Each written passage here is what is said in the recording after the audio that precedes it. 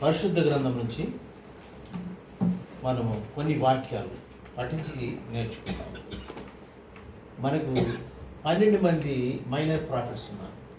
12 మంది minor ప్రాఫిట్స్లో the biggest profit అంటే జక్కరయ్య గురించి కొన్ని నేర్చుకున్నాం. జక్కరయ్య అంటే అర్థం తెలిసే ఉంటుంది మీకు, చెప్పండి.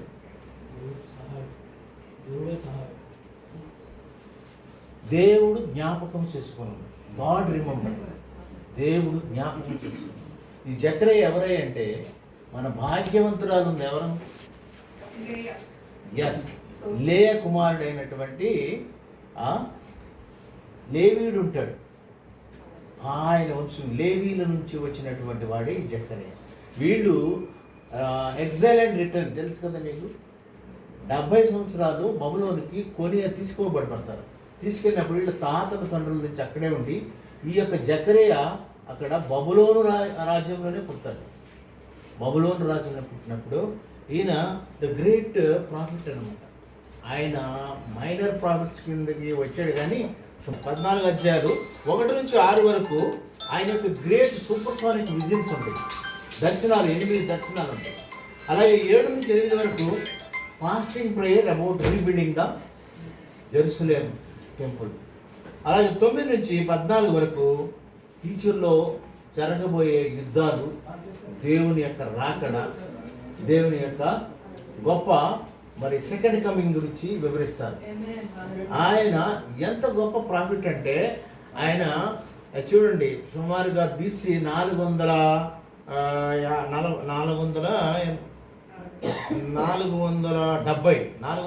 నుంచి వెనక్కి వస్తే 520. BC 520 నుంచి 470 మధ్యలో ఉంటారు. ఈయన హగ్గయ్య గారికి సమకాలికుడు.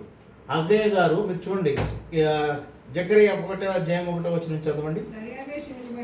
దర్యావేషు వెలువడి యందు 2వ సంవత్సరము 8వ, గమనించండి, 2వ సంవత్సరము ఆయన పరిపాలన స్టార్ట్ అయిన 2వ సంవత్సరము 8వ నెలలో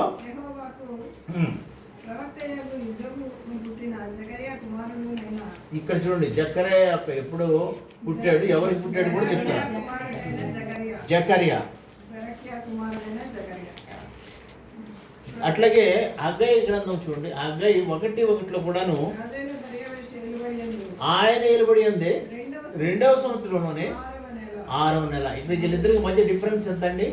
ఇదేమో 8వ నెల, అదేమో 6వ నెల. 2 నెలల్లో మాత్రమే తేడా. కానీ వీళ్ళిద్దరు కూడా బిఫోర్ క్రైస్ట్ వీళ్ళు గ్రేట్ విజన్స్.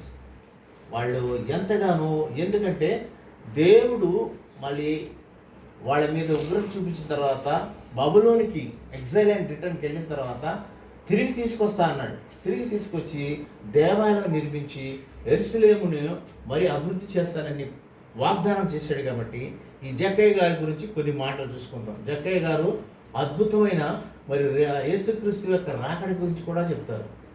2వ రాకడ గురించి చెప్తారు. అద్భుతమైనటువంటి జక్కరయ్య. జక్కరయ్య అంటే ఏమని అర్థం అనుకున్నామండి? గాడ్ రిమెంబర్డ్, ఆయన జ్ఞాపకం చేసుకుంటాడు. అలాంటి గొప్ప వ్యక్తి. ఆయన అంటున్నారు కదా, 1వ అధ్యాయము 3వ వచనం నుంచి చూడండి. జక్కరయ్య గ్రంథం 1వ అధ్యాయము.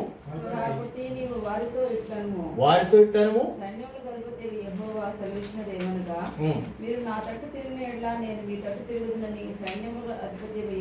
ఏమంటున్నారండి? మీరు నా తట్టు తిరగండి, నేను ఎస్ turn on to me, I will turn on to you. You turn on to me, మీరు నా వద్దకు రండి, నేను చూస్తున్నాను అంటున్నాడు. I will turn on to you. You do my work, I will do your work అంటున్నాడు. ఇంకా చదవమ్మా. మీరు మీ పితరుల వంటి వారే ఉండవద్దు. పూర్వీకులైన ప్రవక్తలు సైన్యములకు అధిపతియగు యెహోవా సెలవిచ్చినదేమనగా, మీ దుర్మార్గతను మీ దుష్క్రియలను మాని తిరుగుడని వారికి ప్రకటించినను వారు వినకపోయిరి. చాలా చూడండి, అక్కడ మాట వినదనలక విసిగిస్తూ వేధిస్తూ ఆయన చేసినప్పుడు ఆయన వీడు శత్రువులకు అప్పచెప్తాడు. శత్రువులకు అప్పచెప్పి ఎంతవరకు చేయమన్నాడంటే, హింసించమనంటే వాడు సహించే వరకే హింసించమన్నాడు. కానీ ఇంక ఎద్దికంగా హింసించుతుంటే ఆ శత్రువుల మీద ఈయన తిరగబడతాడు. ఎందుకంటే ఆయన ప్రేమ గలవాడు, ఆయన దయ గలవాడు, ఆయన దాతృత్వం గలవాడు. ఇదే రిఫరెన్స్ ఇంకా 2 చోట్ల ఇర్మియా 15:9 కూడా ఉంటుంది చూడండి. ఇర్మియా గ్రంథము 15వ అధ్యాయం 9వ వచనంలో కూడా same you turn on to me, I will turn towards you. అదే అర్థంతో ఉంటుంది. చూడండి ఒకసారి ఇర్మియా 15:9 అమ్మా. ఏడుగురిని కలిసిన స్త్రీ ఇర్మియా 15:9 అమ్మా. చదవండి. 7 కలిగిన స్త్రీ క్షీణించుచున్నది, ఆమె ప్రాణము విడిచి ఉన్నది, పగటి వెళ్ళనే ఆమెకు ప్రజలుంటి ఉన్నది, ఆమె సిగ్గుపడి అవమానం నొంది ఉన్నది. వారిలో శేషించిన వారిని తమ శత్రువుల ఎదుట కత్తిపాలు చేసేదను.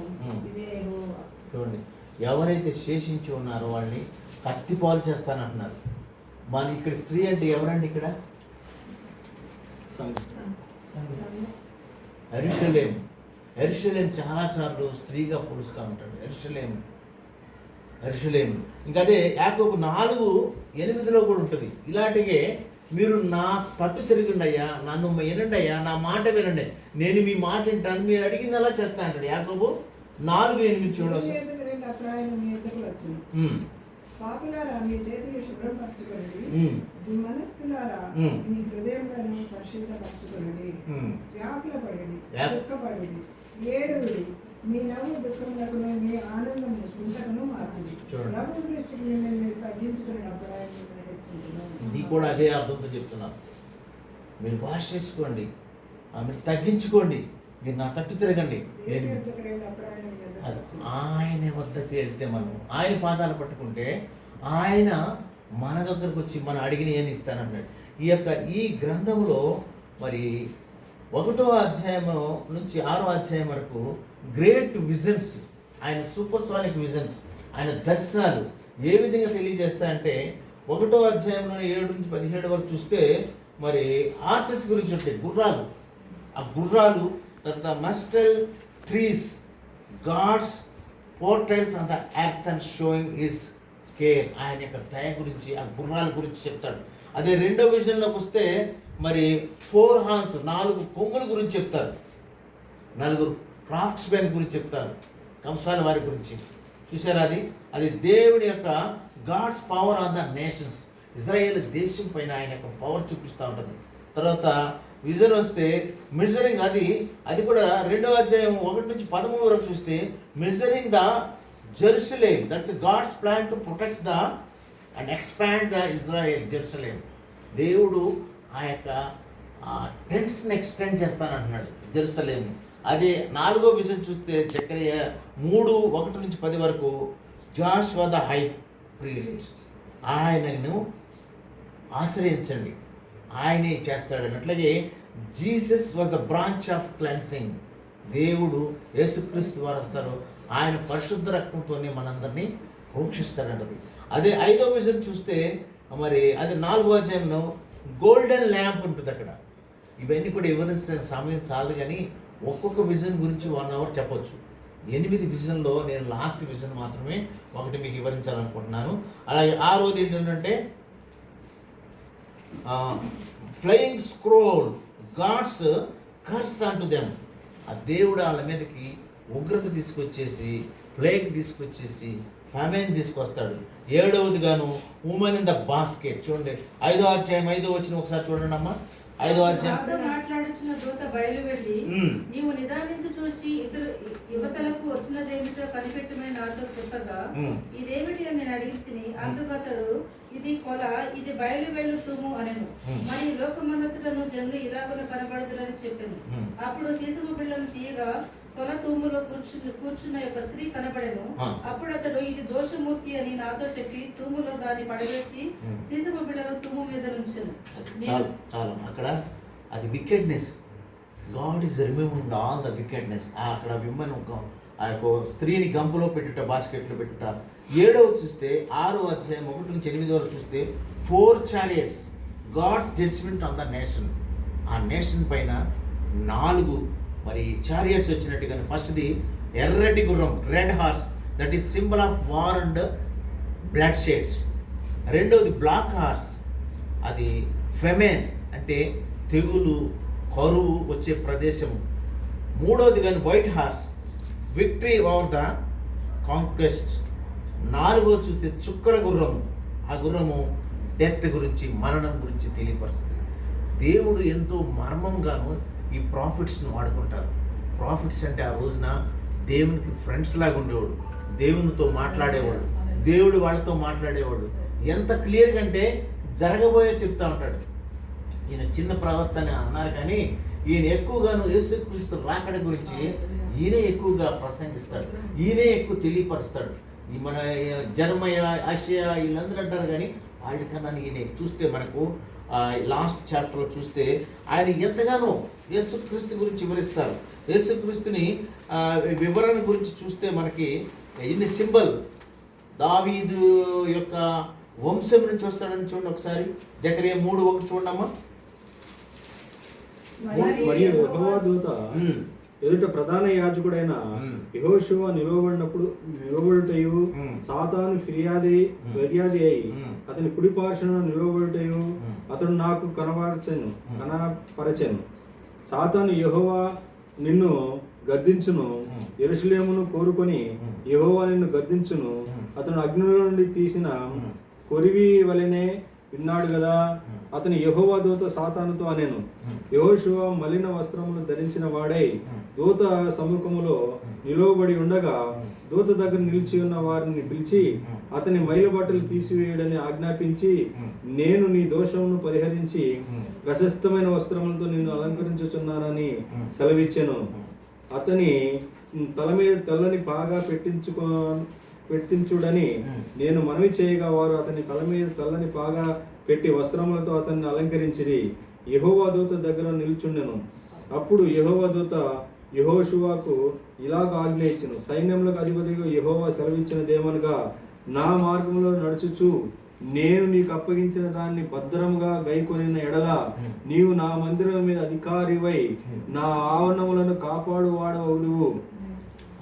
చాలండి. ఇక్కడ చూడండి, ఇక్కడ ఆయన మార్గం యోహాను సువార్త 14:6 కూడా ఉంటుంది.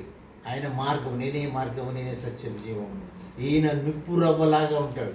ఈయన ఇక్కడ దేవుని యొక్క దూతను రిప్రజెంట్ చేస్తూ ఎర్రని కాల్చిన కణమలాగా ఉంటారు.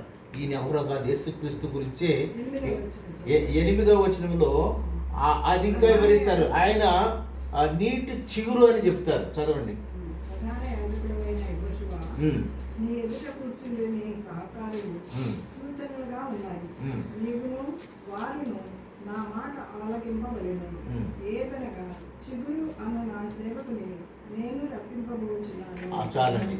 చిగురు అనే దేవుని సేవకుడు ఎవరండి? యేసయ్యే. ఈయన యేసయ్య గురించి సుమారుగా 10 సార్లు 10 వచనాల్లో ఆయన రాకడ గురించి, ఆయన ఎలా వస్తారు మరి దేవుడు యావే దేవుడు తెలియజేస్తాడు. మరి అంతేకాదు, జకరియా 3:9 కూడా ఉంటుంది, రాతికి 7 కళ్ళు ఉంటాయని. ఆ 7 కళ్ళు గురించి మన గొర్రెపిల్ల ప్రకటన గ్రంథం 5:6 ఒకసారి చూడండి. జకరియా 3:9 చూడండి అమ్మా. యెహోషువ ఎదుట నేను ఉంచిన రాతిని తేరి చూడండి, ఆ రాతికి 7 నేత్రములు ఉన్నవి. ఆ రాతికి 7 నేత్రములు ఉన్నవి. రాతిని తేరి చూడండి, ఆ రాతికి 7 నేత్రములు ఉన్నవి. దాన్ని చెక్కడపు పని చేయవాడను నేను, ఇదే సైన్యములకు అధిపతి యెహోవాకు. చాలా ఇక్కడ చూడండి, రాతికి 7 కన్నులు. ఇంకోటి రెవల్యూషన్ ప్రకటన గ్రంథం 5:6 కూడా చూడండి, ఒక గొర్రె పిల్లకి మరియు సింహాసనములకును ఆ 4 జీవులకును పెద్దలకును మధ్యను బోధింపబడినటువంటి గొర్రెపిల్ల నిలిచి ఉన్నది. నిలిచియుట చూచితిని. ఆ గొర్రెపిల్లకు 7 కొమ్ములను 7 కన్నులు ఉండెను. ఆ కన్నులు భూమి చూడండి, ఇక్కడ యేసుక్రీస్తు వారిని యొక్క రిప్రజెంట్ చేస్తూ ఈయన హెచ్చరిస్తూ చెప్తున్నాడు. ఇక్కడేమో రాయి అంటున్నారు, అక్కడేమో గొర్రెపిల్ల అంటున్నారు. ఇంకో చోట ఎందుకు పనికిరాని రాయి తీసేదే మూలరాయింది అంటారు. అవునా? అలాగే ఎన్ని రిప్రజెంట్ చేసి ఎన్ని హెచ్చరికలు చేస్తారంటే ఈ జకరియా గారు. అలాగే చూస్తే జకరియా 6వ అధ్యాయం 12వ వచనంలో ఉంటుంది. ఇంకా అతనితో ఇట్లను సైన్యములకు అధిపతి యెహోవా సెలవిచ్చినదేమనగా, చిగురు అను ఒకడు కలడు, అతడు తన స్థలంలో నుండి చిగుర్చును, అతడు యెహోవా ఆలయమును కట్టును. చదవమ్మా. అతడు యెహోవా ఆలయము కట్టును, అతడు ఘనత వహించుకుని సింహాసనాసనుడై ఏలును. సింహాసనాసనుడై అతడు యాజకత్వము చేయగా ఆ ఇద్దరికి సమాధానకరమైన యోచనలు కలుగును. ఇక్కడ కూడా మన సింహాసన యోగ్యత కలిగిన వాడు ఎవరంటే యేసుప్రభు వారే. ఆయన చిగురించాడు. మనకు చూడండి, చిగురించు అహరోను కర్ర అంటారు, గుర్తుంటుందా? ఎక్కడ మన దగ్గర మన పాత్ర, మరి అహరోను చిగురించు కర్ర, మందస్సంలో ఉంటాయి. అట్లాగా సిగురుంచు కర్ర ఎవరో కాదు, మన ప్రభువైన యేసుక్రీస్తు వారు. యేసుక్రీస్తు వారి గురించి, ఆ రాకడ గురించి ఎన్నో మార్లు, ఎన్నో అదే 9:9 అతి శ్రేష్టమైనది ఉంటుంది. యెరూషలేము వాసులారా సియోను నివాసులారా, నివాసులారా, బహుగా సంతోషించుడి. బహుగా సంతోషించుడి. యెరూషలేము నివాసులారా, యెరూషలేము నివాసులారా, ఉల్లాసముగా ఉండుడి. నీ రాజు నీతిపరుడును, రక్షణ గలవాడును, దీనుడనై గాడిదను గాడిద పిల్లను ఎక్కి గాడిద పిల్లని ఎక్కి వస్తున్నాడు. మనకి ఇది ఎప్పుడు వస్తుందో తెలుసు కదండి, మటలాదివారం రోజునే. ఇదే వాక్యం అందరు చదువుతారు. మళ్ళీ చదవమ్మా. సియోను నివాసులారా కాదు, ఇక్కడ కేడీసీ నివాసులారా అని మనం తీసుకోవాలి. కేడీసీ నివాసులారా చదువు. సియోను నివాసులారా, బహుగా సంతోషించుడి. బహుగా సంతోషించుడి. యెరూషలేము నివాసులారా, ఉల్లాసముగా ఉండుడి. ఉల్లాసముగా ఉండుడి. నీ రాజు నీతిపరుడును, రక్షణ చూడు, ఆయన ఎవరండి? నీతిపరుడు, రక్షణ గలవాడును, దీనుడనై గాడిదను గాడిద పిల్లను ఎక్కి నీ యొద్దకు వచ్చుచున్నాడు. చూడండి, మన రాజాదిరాజు ఎంత తగ్గింపు స్వభావం అండి. ఆనాడు గుర్రం మీద వస్తున్నారంటే రాజులంటే యుద్ధానికి సిద్ధమై ఉన్నవారు. ఆనాడు వాళ్ళు సంధికి వెళ్తున్నారంటే, శాంతికి వెళ్తున్నారంటే గాడిద పిల్లని ఎక్కి వెళ్తారు. ఇక్కడ గాడిద చూస్ చేసుకున్నారంటే ఆయన హ్యూమిలిటీ, తగ్గింపు, నమ్రత, దీనత్వానికి. ఇంకా చూడండి, జకరియా 10:4 చూడమ్మా. మూలరాయి ఉంటుంది అక్కడ. వారిలో నుండి మూలరాయి పుట్టును, మేకును యుద్ధపు విల్లును వారి చేత కలుగును. బాధించువాడు వారిలో నుండి బయలుదేరును. వారి యుద్ధము చేయించు వీధుల బురదలో శత్రువులను త్రొక్కు పరాక్రమ సరళ వలె ఉందురు. యెహోవా వారికి తోడయుండును గనుక వారు యుద్ధము చేయగా గుర్రములను ఎక్కువారు సిగ్గునందుదురు. నేను యూదా వారిని బలశాలుగా చేసేదను, యోసేపు సంతతి వారికి రక్షణ కలగ చేసి వారికి నివాస స్థలము ఇచ్చేదను. నేను వారి ఎడల జాలిపడదును. నేను వారి దేవుడైన యెహోవాను. నేను వారి మనవి ఆలకింపగా నేను వారిని విడిచిపెట్టిన సంగతి వారు మరచిపోదురు. ఎఫ్రాయిము వారు బలాఢ్యుల వంటి వారు అందురు. ద్రాక్షరస పానము చేయువారు సంతోషించినట్లు వారి మనసును ఆనందింతురు. ఇక్కడ కూడా యేసుక్రీస్తు వారి యొక్క మరి పోలికలు, రాకడ, ఆయన మూలరాయి, ఎందుకు పనికిరాని రాయని మూలరాయిగా చేస్తున్నట్టుగాను ఆయన వస్తున్నారని హెచ్చరిస్తూ జకరియా ద్వారాగా అనేకమైన జకరియా 11:12 కూడా నా కూలికి అని చెప్తాడు. అక్కడ కూడాను 39 వెండి నాణ్యాలకి అమ్మేస్తారు అక్కడ. ఇక్కడ మరి ఎట్లయితే కొత్త నిబంధనలో ప్రభువుని ఎట్లా 39 నాణ్యాలకు అమ్మేశారు. ఇక్కడ చదవండి ఒకసారి. నా కూలి నాకు ఇయుడి, లేని ఎడల వారితో అనగా వారు నా కూలికై 30 తులముల వెండి తూచి ఇచ్చిరి. చూడండి, ఆగమ 30 తులముల వెండిని అక్కడ చూసిచ్చారు. అక్కడ ఏంటంటే it is also represents the Jesus Christ who has been sold out for 39 points. ఆయనకి ఎన్నో సూచనలు చూపిస్తూ, ఇండికేట్ చేస్తూ, హెచ్చరిస్తూ వస్తున్నటువంటి గొప్ప ప్రవర్త అయిన. అదే 12:10 చూస్తే నన్ను పొడిచిన వారిని నేను చూస్తున్నాను.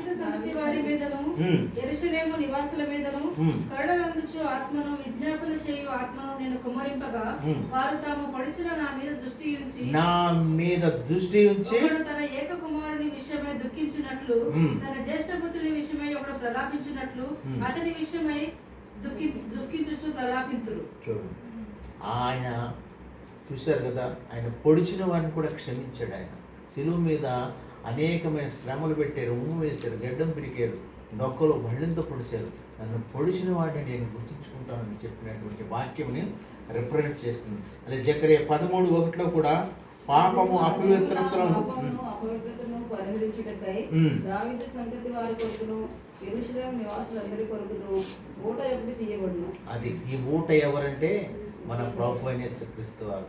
దావీదు కుమారుడా అంటారు కదండి.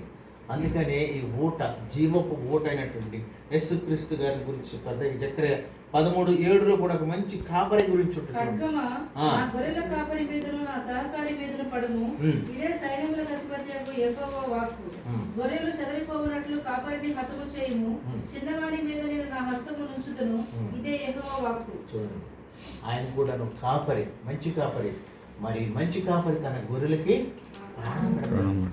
కాపరి. అసలు ఎన్ని హెచ్చరికలని ఈ ఎక్స్ప్లెయిన్ వెరీ నైస్లీ. మీరు సమయం ఉన్నప్పుడు 14 చాప్టర్లేను చదవండి. 9 నుంచి 14 చదివితే యేసుక్రీస్తు వారి యొక్క మరి రాకడ గురించి ఎంత చక్కగానో వివరిస్తారు. అందులోనూ ఆయన నాకు నచ్చిన వచనం ఏంటంటే, turn on to me, I will turn on to you. మీరు నా పని చేయండి, మేము మీ పనులు చేస్తాం. నా పని ఎలా చేయమన్నారు తెలుసా? ఒకసారి రండి, నెహెమ్యా గ్రంథము 4:17లో వాళ్ళు గోడలు బరువులు ఎలా చేస్తారంటే ఒక చేత్తో ఆయుధం పట్టుకుంటారు, ఒక చేత్తో గోడ కట్టువారును గోడ కట్టువారును బరువులు మోయవారును బరువులు ఎత్తువారును ఒక్కొక్కరు ఒక చేతితో పని చేయించు. ఒక చేతితో ఆయుధం పట్టుకొని ఉండిరి. చూడండి, మనం కూడా ఎట్లా తయారవ్వాలంటే ఆనాడు మరి వాళ్ళు చూడండి ఎంత వ్యతిరేకత అంటే, ఒకడు వచ్చి అంటాడు కదా మీరు గోడలు కడుతున్నారు, నక్క ఎగిరి దుంతే పడిపోతాయా అంటాడు. అలా కట్టారా వాళ్ళు గోడలు? ఎజ్రా మరి నెహెమ్యా వాళ్ళు ఈ గ్రేట్ చైనా వాల్స్ కన్నా ఎక్కువ దాని కొలతలు ఉంటాయి, నేను గుర్తులేదు కానీ ఎంతో వెడల్పు ఎంతో ఎత్తు, దాని మీద మళ్ళీ కొన్ని ఇళ్ళు కూడా కట్టుకోవచ్చు, అంత గ్రేట్గా కట్టారు. అలాంటి గోడలు ఎంత వ్యతిరేకత, ఎంత మరి దుర్మార్గత, వీళ్ళు వచ్చారని ఎంత చేశారు. ఆనాడు మరి ద గ్రేట్ కింగ్ సొలొమోన్ రాజు గారు కట్టినట్టు కట్టగలరా వీళ్ళు అని ధ్యానం చేశారు. సొలొమోన్ రాజు గారు కట్టింది ధనంతోనూ బలంతోనూ, వీళ్ళు ఆత్మాభిషేకంతో కట్టారు, ప్రార్థనతో కట్టారు. ఈయనటువంటి నెహెమ్యా కానీ ఎజ్రా కానీ, ఎజ్రా ఆయన శాస్త్రి గారు, ఆయన ఏంటి ధర్మశాస్త్రం లా తెలుసు, ఆయన బోధిస్తూ ఉంటాడు, చదివిస్తూ ఉంటాడు. రాత్రి వేళ ప్రార్థన ధూపములు ఎత్తేసి పగలవేళ ఒక చేత్తో ఆయుధం పట్టుకుని ఒక చేత్తో పనిచేస్తున్నాడు. ఎంత వ్యతిరేకత వచ్చినా కానీ, ఎంతమంది వ్యతిరేకించినా కానీ ఆగిందా? దేవుని పని ఆగదు. అలాగే మరి మనం కూడా మన దేవాలయం గురించి కూడా ప్రయాసపడినప్పుడు మరి జడకూడదు. They are no turning back అన్నారు. We are ready to die, will build the temple. అంత ఫోర్స్గాను ప్రార్థనాపూర్వకంగాను వాళ్ళు వ్యతిరేకతలను ఎదుర్కిస్తూ మరి ఆ దర్యావేషు రాజు గారిని ఒకప్పుడు వాళ్ళు ప్రేరేపిస్తారు. ప్రభు ధన సహాయం ఎవరు చేస్తారని, ఒకప్పుడు మనల్ని హింసించినటువంటి రాజులే ధన సహాయం చేసి వాళ్ళు కోరేష్ వీళ్ళంతా కూడా ప్రోత్సహించి పంపిస్తారు. నెహెమ్యా అయితే ఆయన ఏంటండి గిన్నె అందించేవాడు. ఆయన అడగలేక మౌనంగా ఉండి ప్రార్థన చేసుకుంటే రాజు గమనిస్తాడు. కోరేష్ అయ్యా ఏంటి మరి నువ్వు ఇంత మౌనంగా ఉన్నావు అంటే ప్రార్థన చేస్తాడు. ఆయనే మరి కనుగొని నీ ముఖంలో దుఃఖం ఉన్నది ఏంటంటే నా యెరూషలేము గురించి దుఃఖిస్తున్నాను, యెరూషలేము గోడను నాశనం చేశారంటే ధనం ఇచ్చి మనుషుల్ని ఇచ్చి నీ యెరూషలేము నువ్వు డెవలప్ చేసుకో, నువ్వు బిల్డ్ చేసుకోమని పంపిస్తాను. అట్లా 3 తపాలుగా 3 times they brought here as a slaves. అలాగే 3 times ఇక్కడి నుంచి కూడా మళ్ళీ యెరూషలేము బిల్డ్ చేయడానికి మరి గోడలు కట్టడానికి ఒక నెహెమ్యా గారు 52 daysలోనే ఈ build that great thing with great vision. వీళ్ళందరూ కూడా విజన్, హ్యూమిలిటీ, ప్రేయర్, ప్రార్థన ద్వారాగానే వీళ్ళందరూ కూడా చేశారు. మనం కూడా మన ఒక పని ఒక విజన్ చేయాలంటే ప్రార్థన ముఖ్యమైనది. ప్రార్థన చేయాలి, దేవుని అడగాలి, దేవుని చేతిలో పెట్టాలి. టర్న్ టువర్డ్స్ టు మీ అని అడుగుతున్నాడు ఆయన. I will turn towards to you. నా తట్టు తిరగండి, నా పని చేయండి, నా చేతులు పట్టుకోండి, నేను మీ చేతులు పట్టుకుని మీకు సహాయం చేస్తాను, మీ పనులన్నీ కూడా సక్రమంగా చేస్తాను. ఆయన పనులు చేయడానికి మనం ముందుకెళ్దాం. ఆయన ఆలస్యం అవుతుందని కనుక మనం అలక్ష్యం చేయకూడదు. అతి శ్రేష్టమైనది ఇవ్వడానికి ఆయన మన కోసము చూస్తున్నాడు. అలాగే ఇంకా చూస్తే వాళ్ళు ఎంతమంది అండి వెళ్ళింది ఆ టెంపుల్ కడతాకి ఫస్ట్ 2 సంవత్సరాలు మాత్రమే ఫౌండేషన్ వేశారు. తర్వాత సుమారు 16-17 సంవత్సరాలు దే స్టాప్. ఎందుకంటే సన్ బలెట్ అని ఉన్నారు గ్రేట్ వాళ్ళంతా వ్యతిరేకత తీసుకొచ్చేసి మీరు కడతామేంటి, మేము కడతాం, మేము సందాలు వేసుకుంటాం అని టోపియో సన్ప్లేట్ వాళ్ళు దుర్మార్గమైనటువంటి ఆలోచనలతో వీళ్ళు చెదరగొట్టి చేయాలంటే నెహెమ్యా గారు మరి వీళ్ళందరూ కూడా రాత్రిపూట ఆయన చంపాలని కూడా ప్రయాణం చేస్తారు. అయినా సరే we're ready to die, we're not going to turn back అని ఆ దేవాలయం కట్టడానికి ప్రార్థన పూర్వకంగా మరి వాళ్ళు ఎంతో సాక్రిఫైస్. ఇంకో గవర్నర్ వస్తారు నెహెమ్యా గారు, వీళ్ళంతా వాళ్ళకు వచ్చిన జీతం కూడా ఇందులో పెట్టేసి సాక్రిఫైస్గా వాళ్ళు they build the temple, they build the Jerusalem walls. అందరూ అంటారు కదా ఇది ఆత్మచేత నిర్మించబడింది, ఆనాడు సొలొమోన్ రాజు నిర్మించిన దానికన్నా గొప్పదని ఒక సాక్ష్యం చెప్తారు. అలాంటిది మనం కూడాను మన యొక్క జెరుబ్బేలు గురించి ఉంటుంది. ఆ పాట కూడాను ఎన్నో వచ్చామమ్మా 4-8 ఒకసారి చూడండి. యెహోవా వాక్కు మరలా నాకు ప్రత్యక్షమై ఇలాగ సెలవిచ్చెను. జెరుబ్బాబెలు చేతులు ఈ మందిరపు పునాది వేసి ఉన్నవి, అతని చేతులు ముగించును. అప్పుడు అప్పుడు అతడు నాతో ఇట్లా నేను జెరుబ్బాబెలునకు ప్రత్యక్షమగు యెహోవా వాక్కు ఇదే, శక్తి చేతనైనను బలము చేతనైనను కాక నా ఆత్మ చేతనే ఇది జరుగునని సైన్యులకు అధిపతి యెహోవా సెలవిచ్చును.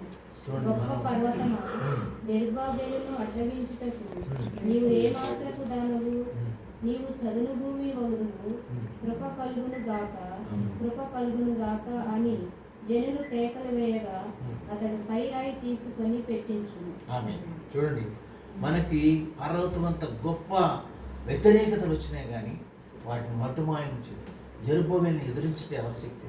అది శక్తి చేతను, బలము చేతను, ఆత్మ చేతను స్టార్ట్ చేయండి. ఈ గ్రంథం ఉద్దేశం ఏంటో తెలుసా రాయడానికి?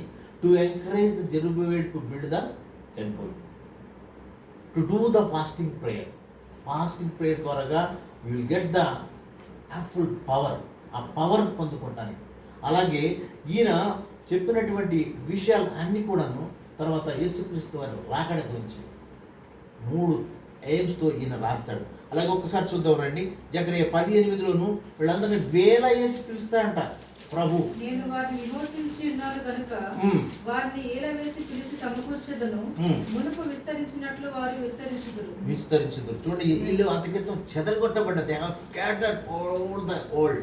వాళ్ళందరినీ కూడా మళ్ళీ గ్యాదర్ చేసి ఉత్సహించి ప్రోత్సహిస్తానన్నాడు. ఇంకా క్రిందికి చదవండమ్మా. అన్య జనులలో నేను వారిని విత్తగా దూర దేశములలో వారు నన్ను జ్ఞాపకము చేసుకొందురు, వారిను వారి బిడ్డలను సజీవులై తిరిగి వత్తురు. ఐగుప్తు దేశంలో నుండి వారిని మళ్ళా రప్పించి అషూరు దేశంలో నుండి సమకూర్చి ఎక్కడనో చోటు చాలనంత విస్తారంగా గీలాదు దేశంలోనికి లెబనోను దేశంలోనికి వారిని తోడుకుని వచ్చేదను.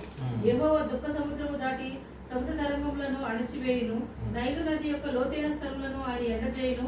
అషూరీయుల అతిశయాస్పదము కొట్టివేయబడను, ఐగుప్తుల రాజదండమును పోగొట్టుకుందురు. నేను వారిని యెహోవా యందు బలశాలులుగా చేయుదును, ఆయన నామమును స్మరించుచు వారు వ్యవహరింతురు. ఇదే యెహోవా వాక్కు. Amen, amen. ఇంకొకటి జకరియా 9:12లో with double portion of blessings తో మనం ఆశీర్వదిస్తాను. బంధకములలో పడియుండియు నిరీక్షణ గలవారలారా మీ కోటను మరలా ప్రవేశించుడి, రెండంతలుగా మీకు మేలు చేస్తానన్నాడు. Double portion of blessing is going to give us. Amen. ఇంకా మనం చూడాలని చాలా రిఫరెన్స్లు ఉన్నాయి కానీ ఈ యొక్క జకరియా గ్రంథంలో అనేకమైన అద్భుతమైన విషయాలు, దేవుని యొక్క మిరకల్స్, దేవుని యొక్క రాకడ, యేసుక్రీస్తు యొక్క మరి వచ్చేటువంటి రాకడ గురించి, రెండవ రాకడ గురించి అనేకమైన సూచనలు చేస్తూ ఈయన ఎంకరేజ్ చేస్తారు. జెరుబ్బాబెలు అనేటువంటి ఆయన్ని ఎంకరేజ్ చేసి దేవుని పనిలో ముందుకెళ్ళండి అని ఎంతగానో ప్రార్థన చేస్తారు. ఈ కొన్ని మాటలు దేవుడు దీవించుకుంటారు.